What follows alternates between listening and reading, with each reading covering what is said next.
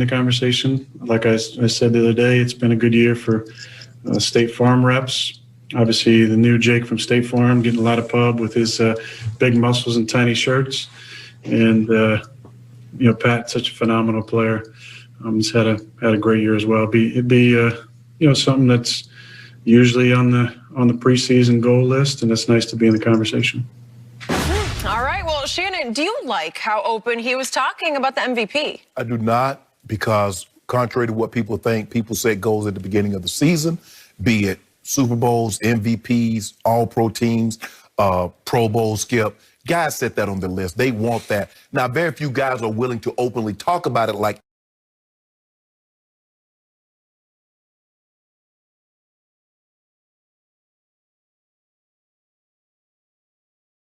Aaron just sat there and had a casual conversation, and he was very relaxed, Skip. If you looked at him, Skip, if you didn't know better, if I didn't see that Green Bay stuff behind him, I thought he was at home having a conversation with some of his boys or talking to someone from doing an article about him, an interview with him. It felt like it was the off-season.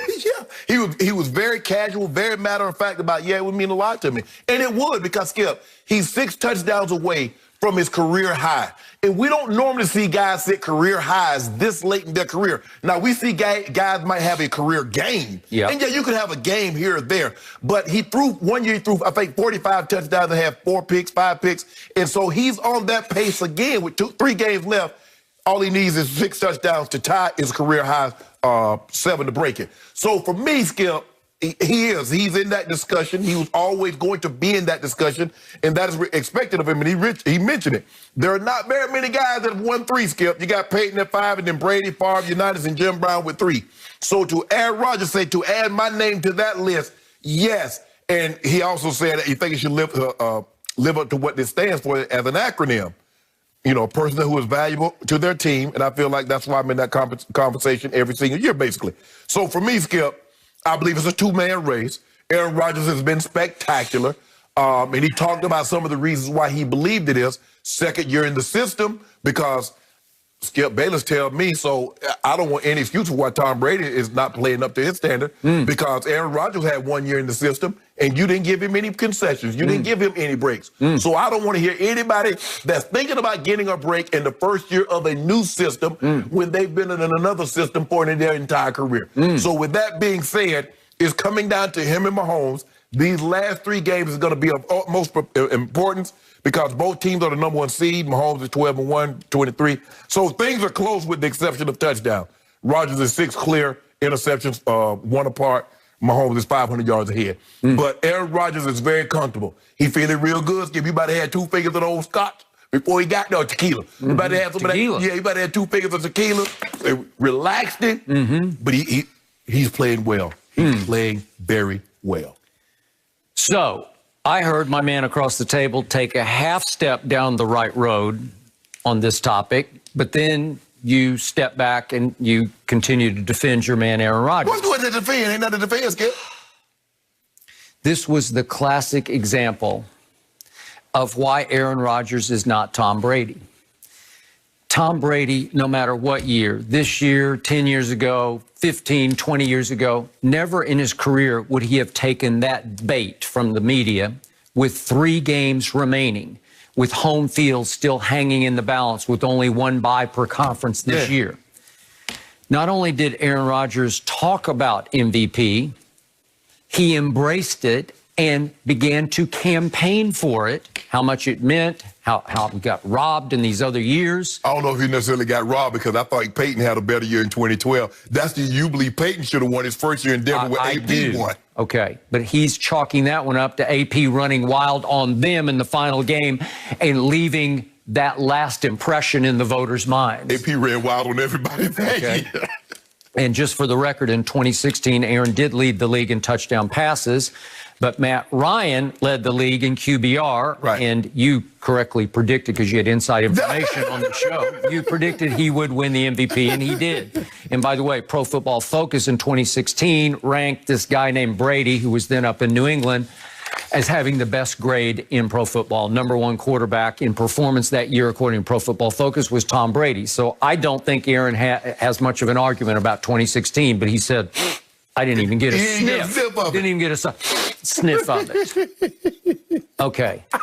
So to me, it is so Aaron, who is the LeBron James of the National Football League. It is so Aaron to kick back and relax and all but campaign for MVP. Man, ain't campaigning. With 3 games remaining. They got Carolina this Saturday at home. Should be able to win that one. 4 touchdowns against them. Then they got Tennessee. Gets a little tougher, and then they finish at their arch rival at Chicago. And you know, and I know that the Bears will they're going to come to play that day. Yeah, they will. So you have potential to lose a couple of these games. And right now you're 10-3, as is New Orleans. New Orleans has a very tough game, obviously, against Kansas City on Sunday. They're home underdogs on Sunday. And by the way, they've played the 15th toughest or easiest schedule remaining. So it's pretty tough for them. I'm sorry, they're the 24th toughest. I got the wrong one. I got them. So New Orleans is up against it. So Green Bay's in the driver's seat, obviously. They should be. The Rams are 9-4. Seattle is 9-4. But Seattle and the Rams play each other again, right? Mm-hmm. Yeah. But you cannot slip up here. No. You cannot take your eyes off the prize and start talking about an individual award. And you started to say that. Your first line out of your mouth was you did not like it that he talked so openly about MVP. Am I right? Skip, if he was your quarterback, if it were John Elway and you were a Bronco, you wouldn't love it. You'd honor it because it's John Elway. I don't know if we've ever had a quarterback that exuded the amount of confidence that he does in his mannerism. Skip, he had a discount double check. He did that. Quarterbacks don't really have celebrations, especially the old school. John ain't have no celebration. Marino and Aikman and Bradshaw, those guys ain't have no celebration. They threw a touchdown, pumped the fist, and go to the sideline. Favre was more emotional, word on his sleeve. Right. But he didn't have a celebration. They might headbutt the guy or something like that. But now, since they got the camera, Skip, in the end zone, Aaron Rodgers actually go pose for the camera. Remember, he did it at Crinkleberry in Tampa? He did. And he posed, and he is in there with him. And then what happened? Skip, I'm not talking about that. I'm just saying. So he's one of the few quarterbacks that has the confidence of a wide receiver or a cornerback or a secondary guy, Skip, that will show you, I'm that guy. I just want you to know I'm that guy. I'm still that guy. Yeah. And so for me, Skip, look, these guys are different now in the way they do things, and I think we're going to have to be more accepting of the openness and the willingness to talk about things that they want to achieve. So now you're suddenly reversing field and you're okay with him talking about this? Skip, that's Aaron Rodgers. Yeah, I mean, look, the thing is that you get an opportunity. I mean, you said they got the Titans, they got Carolina, and they got the Bears. Y'all can derail this MVP campaign. Y'all can derail it. Now, I just saw Drew Lock go 21-27 against Carolina for 4 touchdowns. I saw Baker Mayfield throw 4 touchdowns on 20 or 25 against the Titans in the first half. Good luck derailing his campaign. There's a good chance, Skip, at the end of the year, in these last 3 games, he might be 50-4. The guy goes 50-4. I don't know how you give the MVP to anybody else other than him. Even if Mahomes goes 5,040, I don't believe that is enough to overtake 50 touchdowns, 4 interceptions, and a #1 seed. And I believe that's what they're going to have. I don't see a scenario, Skip. Now, Tennessee's going to be daunting. But you better buckle up your chin straps because that big kid, Big King Henry, he coming. And if it's cold, it doesn't matter. The colder it is, that means the less likely you are wanting to tackle him. Skip, I'm not trying to jump in front of a bus. Remember, it's very possible he would go Adrian Peterson on you. Yes, and you remember what Adrian Peterson did. And the Packers are not that good at stopping the run, Skip. So they got their work cut out for them. But Aaron is having a phenomenal season. And like he said, State Farm is looking real good right now. They are. He said it's been a good year for the State Farm reps and for the new Jake from State Farm. Who does, he's pretty ripped in a tight T-shirt. Right. In those two, especially the one where Aaron's throwing it to the dog, his little dog. Right. Okay.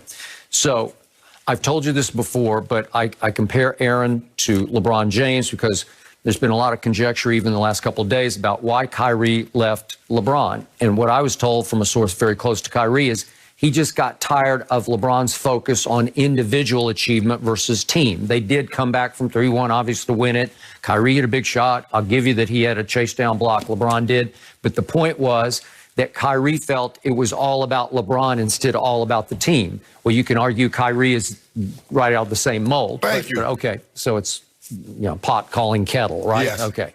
So the point is that if I were a teammate of Aaron Rodgers right now, I might think in the back of my mind, as much as I love him, as I'm glad he's my quarterback, man, his focus is all on his individual achievement when we have a goal out there that's attainable. Skip, I think the thing is he realized that he played unbelievable last year. And the reason why, and even though they were the #1 seed, no one really thought, for a time it was Russ. And then once Lamar Jackson took over about week 8, week 8, week 9, Skip, nobody else was in the discussion because he was having such a transcendent year. We don't normally see a quarterback, well, a lot of people said he was a running back or a wide receiver, lead the league in passing touchdowns and break the quarterback rush record with over 1,200 yards. Lead the league in rushing by a large margin. So unless somebody had a 5,045-yard touchdown,